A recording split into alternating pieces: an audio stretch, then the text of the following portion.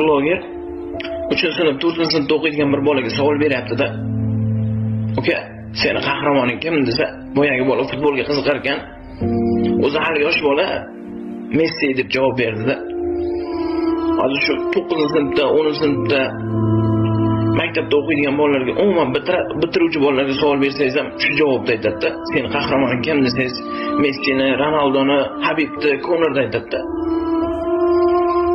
Aslida men o'sha boladan seni qahramoning kim deb savol berganda, viqor bilan shunaqangi bir chiroyli kayfiyatda, bor ovozda faxr bilan dadam deyishini kutuvdim-da.